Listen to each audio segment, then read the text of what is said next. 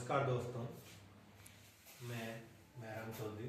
आज हम एक पहल स्टार्ट कर रहे हैं जिसमें स्पेशल एजुकेशन से रिलेटेड कुछ टॉपिक्स हैं और जो स्पेशल एजुकेशन के जो कोर्सेज चलते हैं जिसमें डीएड और बीएड के उनकी क्लासेज हैं वो स्टार्ट करने जा रहे हैं।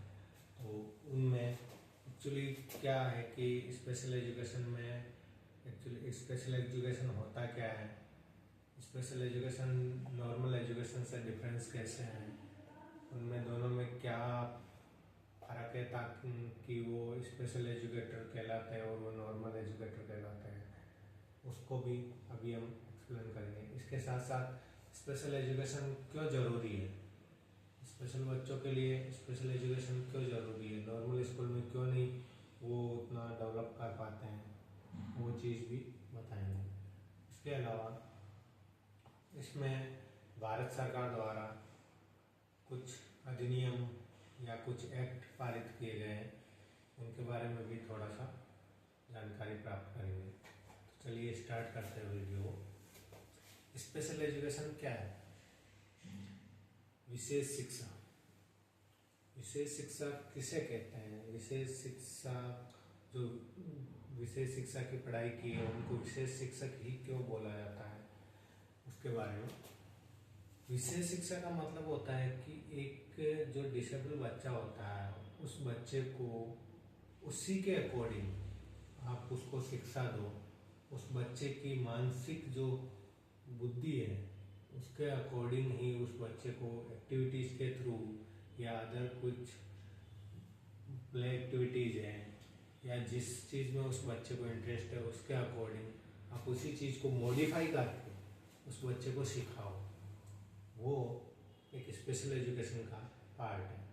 क्योंकि बाकी अदर चीज़ों में नॉर्मल एजुकेशन में क्या होता है, नॉर्मल एजुकेशन में बच्चा है तो उसको एक सिलेबस दे दिया कि भाई तेरे को इंग्लिश अल्फ़ाबेट सीखना है, तो बस लिख दिया नोटबुक में और अब उसको सिखाना है कि ये ए फॉर एप्पल है, ये बी फॉर बॉल है।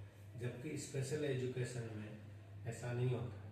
स्पेशल एजुकेशन में आपको यदि किसी बच्चे को ए फॉर एप्पल सिखाना है तो उसको विद प्रैक्टिकली आपको विद एक्टिविटीज़ के थ्रू, मॉडल्स के थ्रू कि देखो ये एप्पल है, एप्पल कैसा है, ए फॉर एप्पल मॉडल्स के थ्रू आपको बताना होता है। क्योंकि बच्चे को ऐसे वो चीज़ समझ नहीं आती है कि ये ए फॉर एप्पल है।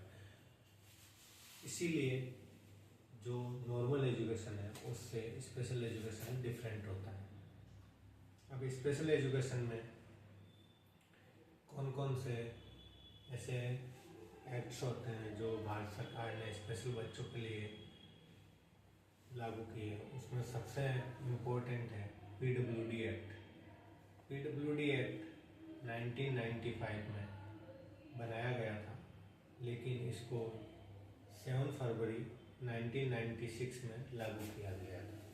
इसमें टोटल 7 डिसेबिलिटीज़ को इन्वॉल्व किया गया था, जिसमें सबसे पहली है मेंटल रिटार्डेशन या मानसिक अक्षमता, दूसरी है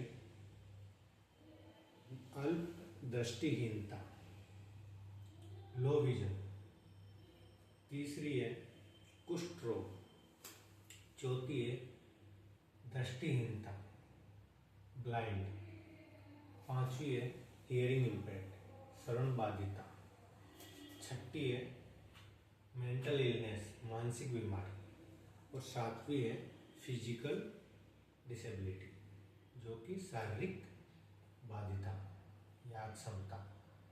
इन सातों डिसेबिलिटीज़ को 1995 में जो एक बनाया गया था PWD act, person with disability act में लागू किया गया था।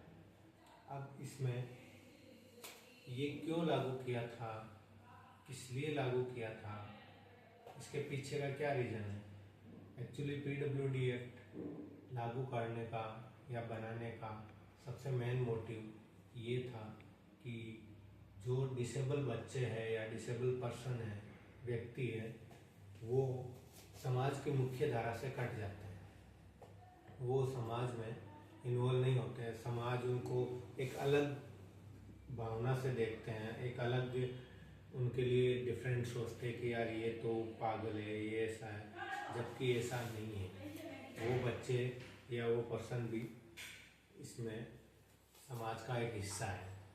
तो उनको रिहैबिलिटेशन के थ्रू एक नॉर्मल लाइफ या समाज की मुख्य धारा से जोड़ने के लिए PWD एक्ट को लागू किया गया था। अब रही बात कि हम आपको बताया था कि जो special education BEd diploma in special education जो होता है उसमें हम कुछ अभी जो फर्स्ट ईयर की फर्स्ट सेमेस्टर का सिलेबस है उसके अकॉर्डिंग क्लासेज स्टार्ट करेंगे। उसमें जैसे आप अब स्पेशल एजुकेशन के बारे में तो आपने जान ही लिया कि स्पेशल एजुकेशन क्या है, इसमें क्या होता है और ये किन किन बच्चों में या किन लोगों को स्पेशल एजुकेशन की नीड होती है। बट डिसेबिलिटी एक शब्द आया था, तो डिसेबिलिटी क्या होती है और ये डिसेबल कब होते हैं, इसमें क्या क्या है, उसके बारे में थोड़ा सा डिस्कस कर लेते हैं। डिसेबिलिटी के अलावा भी दो चीज़ें और होती हैं, जो एक होता है इम्पायरमेंट, एक होता है डिसेबिलिटी, एक होता है हैंडीकैप।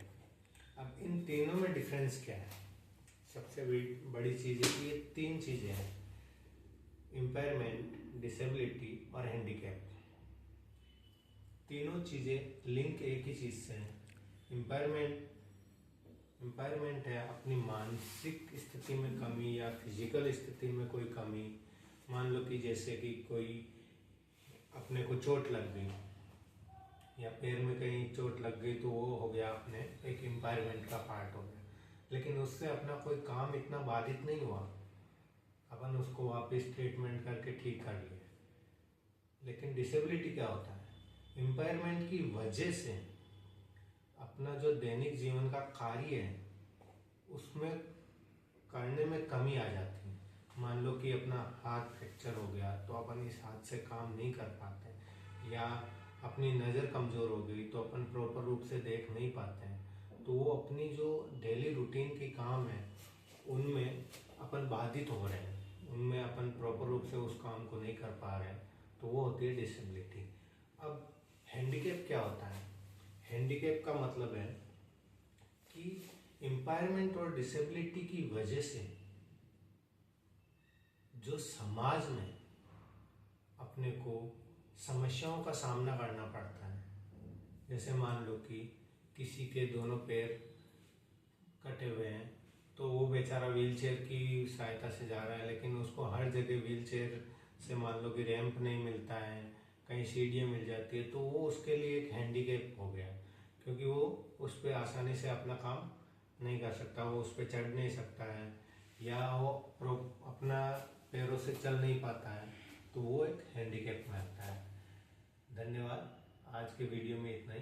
अभी नेक्स्ट वीडियो में हम आपको इसके बारे में और डिटेल में बताएंगे। Thank you so much.